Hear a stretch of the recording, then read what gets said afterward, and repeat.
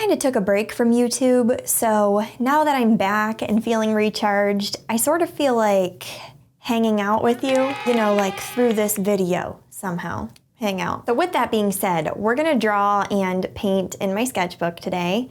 There's gonna be 3 pieces, and this video is gonna be a little bit longer because, as I said, I want it to feel like we're hanging out and having a good time. So if you wanna, draw, paint, create something, maybe clean your house or do homework with me, then welcome, enjoy. This is gonna be a fun time. This is also gonna be a Q&A video, and I can't even remember the last time I did one of these, or if I've ever done one.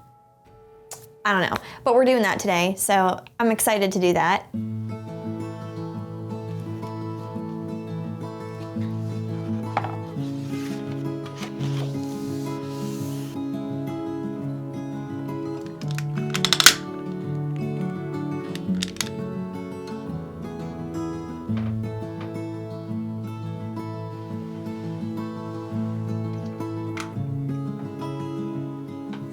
Okay, let's hop into the Q&A part of the video now. I'm really excited for this because this is something that I don't usually do on my channel. But after you all asked questions on the community tab on my YouTube channel, I felt so connected with you and I just couldn't wait to jump into this. So yeah, let's do this.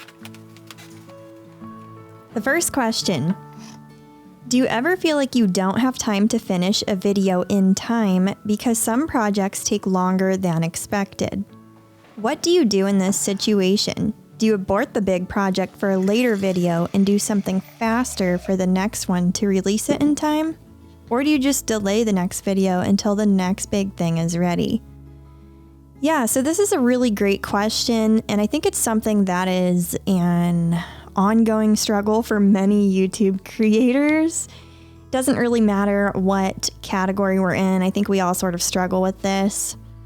I actually prefer to film a video 2 weeks ahead to give myself plenty of wiggle room in the event that a project either changes directions or I get carried away with editing. Now, I love both the creative process and the editing process, so having time to do both is very, very important to me. This also allows me to begin filming another video by the time I start editing the previous video, and I love that because it sort of breaks up my day. I like being able to sort of go back and forth from one thing to another. Now that said, I do have weeks in which I fall behind and I can't actually do that. For instance, this video was actually filmed the week it was posted as opposed to filming it 2 weeks ahead. So I filmed on Monday, Tuesday, and today is Wednesday. I'm doing the voiceover right now, and I will start editing later today and then continue editing on Thursday and Friday. And I'm doing all of this while I'm actually filming another video because, again, it sort of breaks up the day and makes it more fun for me. Now this project here very clearly wasn't rushed because I did 3 projects in one video, but I had so much fun with the creative process that I just sort of went for it, Now if I have to rush, I'd much rather post a video a day or 2 late, but I'm a night owl who sort of struggles to fall asleep, so sometimes I'll actually work nights and start work later in the day.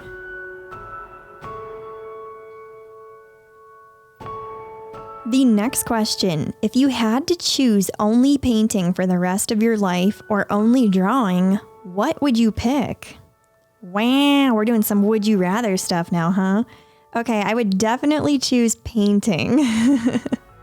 Drawing is really, really fun, but I think I find more enjoyment in painting. Painting just feels very forgiving.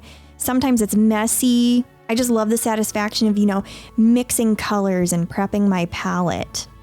Now, I probably shouldn't be admitting this, but I also love the way paint smells, like acrylic and oil paint. All paints, really. I don't know. Does anybody else relate? Now, you can probably also tell that I love painting more than drawing because I do more painting in my sketchbook than actual drawing. And most of my videos are actually centered around some type of painting anyway. When I was in college, I actually discovered the freedom of painting in a sketchbook when I took a painting class. Many of our assignments were actually to do painting studies in our sketchbooks. And that was when I discovered that, wow, sketchbooks have way more freedom than I thought. Cool. The next question, do you have any pets? I guess I will say my houseplants are my pets. I love my photosynthesizing babies. However, I don't want any actual pets. I find them cute and I love them, especially all my friends and family's animals. However, I'm just going to reiterate the fact that I genuinely do not want any pets for myself. Because, every time I say this, I feel like I get trapped in those conversations of like people preaching to me why I need a pet. And I guess I just want to say it's not for everybody. And I'm cool with that. I'm cool with not having one. But I will love on all your pets. I think they're all cute. So the most asked question that was not art related was, how did you and your husband meet? So I guess I actually have never shared this story with you before, so here we go. We actually both went to the same university in Northeast Ohio, and we met in an honors introduction to philosophy class. Now, I actually didn't notice him much in this class, and I don't think he noticed me much either, but that summer we both had the same calculus class, and it was 3 hours a day, 5 days a week. It was crazy. But we both went to the tutoring center to finish our homework after class, and we also both coincidentally worked in the tutoring center. So I tutored chemistry, biology, and French, and he tutored math, chemistry, and I believe biology too. So we hung out in there a lot and sort of developed the same friend group. And at that point in the summer, we had a pretty good friendship, and we had also discovered that we would have many more classes together because I was a biology major on the pre-dentistry track, and he essentially double majored in history, and then he did the pre-medicine track. So the pre-dentistry and the pre-medicine tracks sort of intersected, and they're pretty much the same thing. So after we took more classes together, we both started to like each other, but we also both tried to hide it because we didn't want it to be obvious. Now, to top it off, at the same time, we were in the same Bible studies on campus together. We had the same friend group, so we were always doing the same things together in groups. And then we decided to just start scheduling our classes together and commuting together to campus since neither of us lived in a dorm. We were probably good friends for about 2 years before we ever dated. And during that whole time, we sort of just tried not to make it obvious, even though everybody kind of knew we liked each other and we kind of knew we liked each other. So yeah. So we dated for about 1.5 years, and then we got engaged, and then we were engaged for 6 months, and then we got married. And now we've been married for about 5 years, and it gets better every day, Best decision ever. He's my favorite human. Now, to sort of break up the art, break up the Q&A, I do have some exciting news for you. This is not a sponsor. This is exciting life news from me to you, okay? So I guess you could maybe say it's sponsored by me, but I don't know if I can sponsor myself. Anyway, I created these cute little notebooks, and they're with my little peachy pal here. I just have to announce that because I'm really excited about this. It took me months of prepping to start doing notepads. I'm so excited. I've been wanting to do stationery forever in my shop. So you can get this at mirabyler.com. And that's not all. To go with these notebooks, I also have these really cute little peachy stickers, and I'm so obsessed with them. This one, it's kind of hard to see because the filming light is really bright, but it says peachy vibes. And then this sticker here is super matte, super soft, and I love it. So yeah, all of these 3 things kind of match, and you can find them in my shop. I'm also really excited about this. I finally decided to make my bananas into stickers. Some of you may remember these from a while back if you watch my studio vlogs. Do you? Well, that's another fun fact. I actually have a side channel for studio vlogs now. It's called Freely Mira, so I will link it down below. So as I said, if you want any of this stuff, you can go to mirabyler.com. I also have like tons and tons of stickers and washi tape and limited edition prints and so much more stuff. Anyway, that's all. Let's get back to making some art, shall we? All right, the next question. Zara asked, how did you find the correct art style for yourself, and when did you know that it defined you? I love you and your videos so much. Thank you, Zara. This is an excellent question, and I think this is something I've always kind of wanted to talk about on my channel, but I haven't discussed it as much as I had hoped. So I will start this by saying I refer to myself as a style hopper because it's really hard for me to commit to just one art style. I see beauty in so many different styles and approaches to art, and I kind of want a taste of them all, you know? I just want to try them all.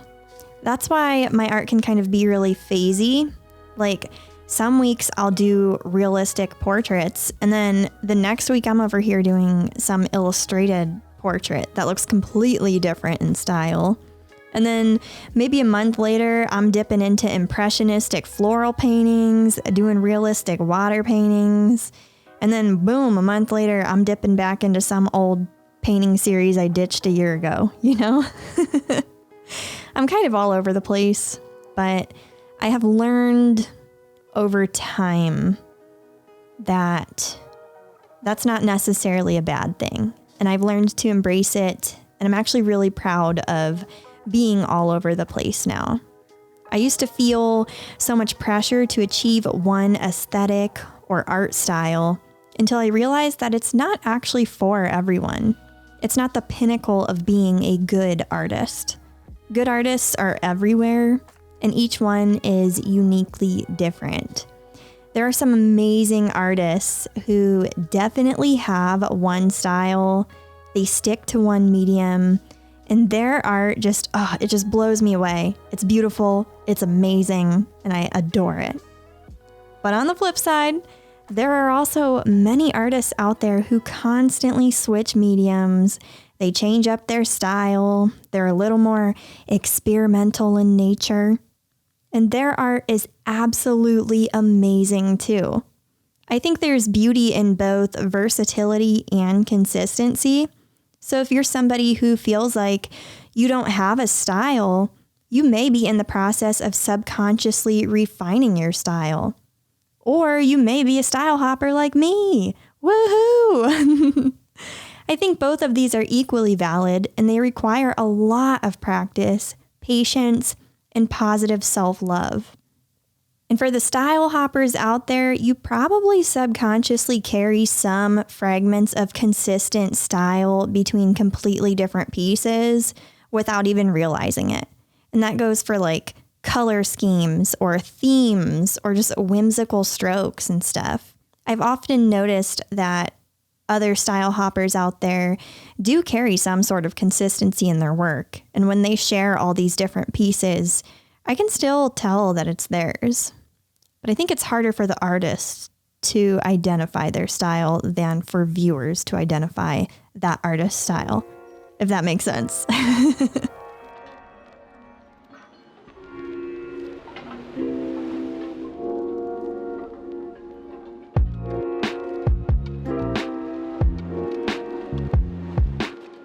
Phoebe asked, "Hi Mira, do you have any tips for perfectionists on how to let go of the idea that their art has to be a masterpiece? This belief is what often keeps me from making art in the first place." Hey Phoebe, you know what? You are not alone with that struggle, and it is a tough one. It really is. There are definitely lots of tips I could give for this, but I'll try to keep my answer concise and recommend a sketchbook to you. Furthermore, buying a cheap sketchbook so you don't, develop a fear of ruining a nice art supply, because I hear a lot of people talking about being afraid to ruin their supplies so they don't make art. Now, this can help you sort of break down some of those barriers and confront the pressures that you feel about creating masterpieces. And a sketchbook, it's your place. You don't have to show it to people. So you can be as sloppy or as polished up as you want. And I identify with you so much on being a perfectionist because I used to struggle so incredibly much with this. But I had found over the years that a sketchbook really, really helped me.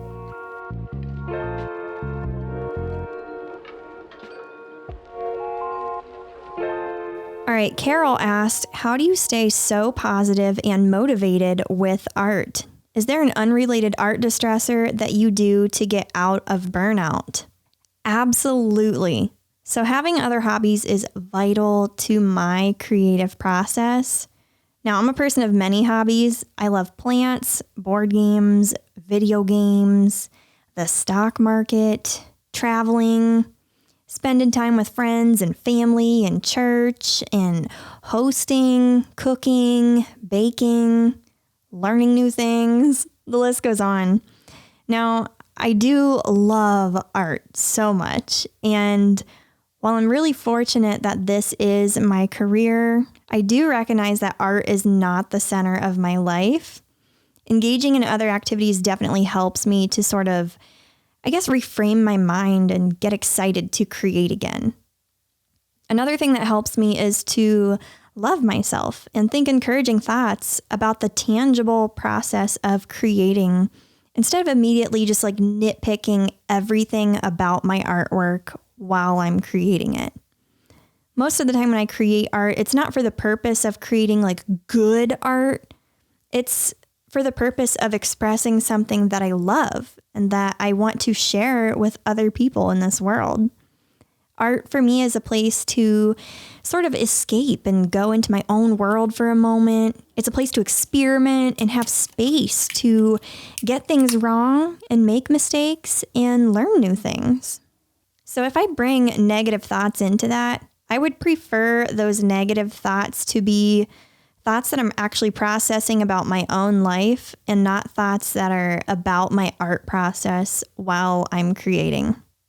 And now that's not to say that I don't critique my art as I go, because I absolutely do. And self-critiquing your art is healthy, but it should be done so in a way that you have grace with yourself and that gives you a safe space to enjoy creating. Hopefully that answers your question.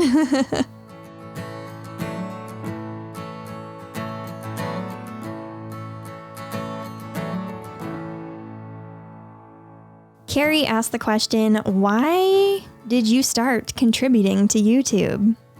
And if you could move anywhere tomorrow, where would it be and why? First, let me answer that moving question. We're actually in the process of getting ready to move, and if I could move anywhere tomorrow, it would just be somewhere else in Columbus. I just want to find a house, but the market kind of sucks right now, so just kind of waiting it out and seeing what's going on. Now, why did I start contributing to YouTube? Well, I made videos back in 2009, 2010 when I was in high school. And I remember this skit that I made with my friend that got over 1,000 views on one of my old channels. And I kid you not, I got so embarrassed and deleted it. I also made some other skits with some friends that we can't find them on YouTube anymore, but yeah, we were dancing with oven mitts and stuff, and it was really fun. But when I was young, YouTube was a place to have fun. I didn't even consider it becoming a career. And then later, I created this channel and did some Photoshop time lapses, again for fun, but they're all set to private now on my channel. And I kept creating art videos as an outlet during college. I didn't think of it as a career or anything. It was just for fun. And time went by. And now I'm not even in a career that I went to school for. Here I am. I'm doing YouTube. I think I just sort of slid into this.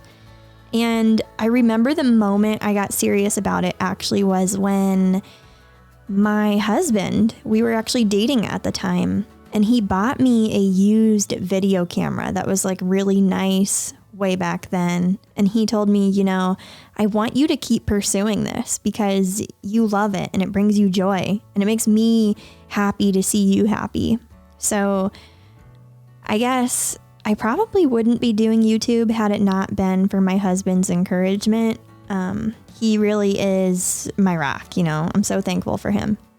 Yeah, I never expected life to take me in this direction. I always thought I would be doing something science related my whole life. But that being said, I feel really, really lucky that this is my career because all of us artsy folks can kind of geek out over all this stuff together. And I like that.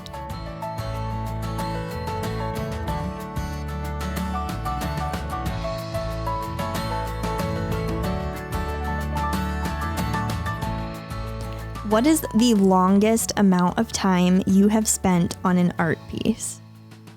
Oh my goodness. So in high school, I decided to do this 2x3 foot piece with a fine tip Sharpie marker where I literally stippled a portrait of my friend. Now I remember carrying that stupid drawing with me everywhere I went. And I couldn't even tell you how long I spent on it because I never finished it.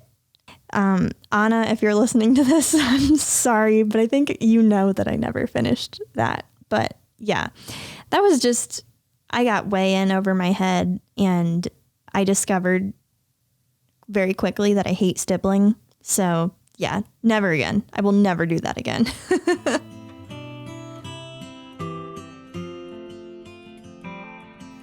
So a couple of you guys asked me what I studied in college or if I could have any other job, what would it be? And I went to college for biology. And I guess if I quit art today, I would absolutely return to microbiology in a heartbeat or any other field of science, really. I loved it so much. But the whole microbiology lab schedule sucks because you have to be there when samples are ready to come out of the incubator. And that does not mean the normal Monday through Friday work week. Some things incubate for 8 hours and you need to be there to take it out and inspect it for pathogens. So yeah, I would definitely, I think if I quit art though, first pursue a master's degree and further my education. That's a goal I have in life anyway, is to probably get a master's at some point.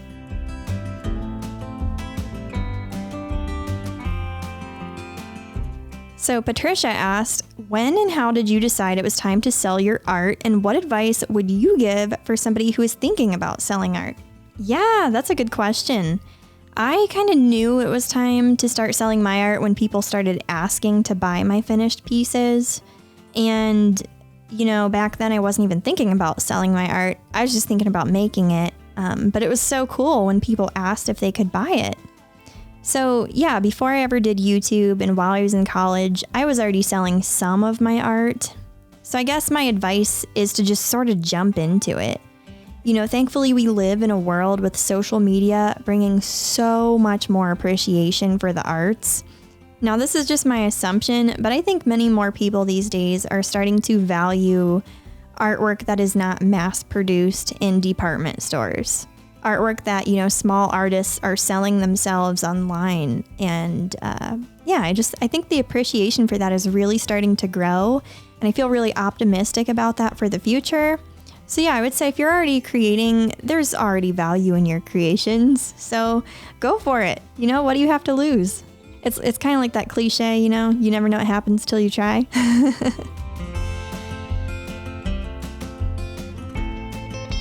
Molly asked, I know you live in Ohio and your mom is in Florida. So are you originally from Florida or somewhere else? My whole family is originally from Ohio. When I was in college, my mom and stepdad moved down to Florida. So I moved in with my grandparents, and then once I finished college, they moved down to Florida too. My husband and I don't actually live near our hometowns anymore. We're both about 2 hours away. However, we always sort of envisioned moving to a city one day, and Columbus is such a good fit for us. We love it here so much. So, all my Columbus people, comment down below. Tell me your favorite restaurant here. That's the comment of the day from my Columbus peeps. Addie asked, have you ever lost motivation to do your art or finish pieces? And what are some tips to prevent this? Oh, for sure, yes. So I don't think I have any tips on finishing pieces. You know, sometimes I finish and sometimes I don't. And I think it's actually okay to not finish everything. And sometimes I think it's natural for us creatives to reach a point where we know a piece just is not jiving with us. Now, I love pushing through those struggles and messy phases of pieces, but I have absolutely abandoned a handful of pieces that just did not vibe with me anymore.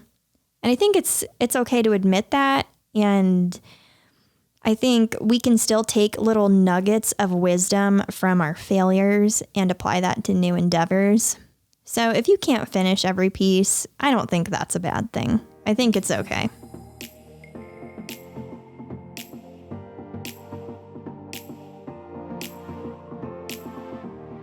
Callie asked the question, what is your biggest dream in life?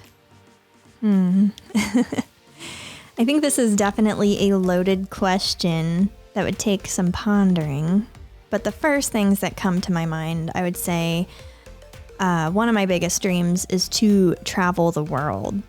I just love going to new places, seeing new things, and experiencing new cultures, trying their food, meeting new people. I just think that's just one of my favorite things, you know? I miss that right now. And I would say another thing, a big dream of mine, is to just encourage others. Even if it doesn't make a huge difference, I just feel like a life well spent is a life in community with other humans and lifting them up and encouraging them in whatever ways I can. Yeah. And I don't really know what the outcome of that is supposed to be, but I definitely feel called to be an encourager.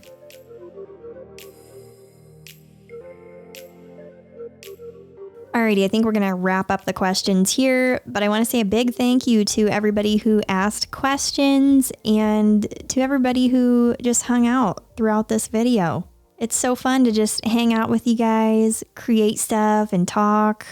And if you want to answer any of the questions that were asked in this video about yourself, feel free to do so.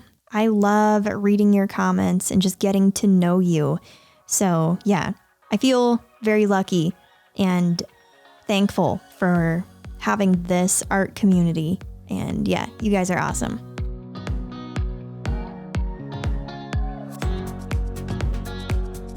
Anyway, that's the video. I hope you enjoyed creating art with me. As a little recap, here are these two pieces. I love this cat, and I definitely plan to make it into a sticker because I just think that'd be so fun. And I have a fun phrase that I actually want to put on it. I actually did a little rough draft of this sticker a while back ago, so there you go. And then there's this mixed media piece here. And I really, really enjoyed this because I just love the bright colors on her outfit. That's what drew me to this photo in the first place.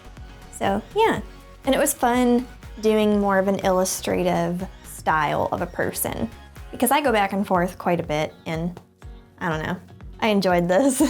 Anyway, thank you for watching. If you enjoy these longer chit chat and chill sorts of videos, let me know, and maybe I'll try to incorporate them into my channel from time to time. If you are new, make sure to subscribe to join the art family and introduce yourself down below if you feel like it. I would love to say hi back. And yeah, I hope you have a good day. Bye.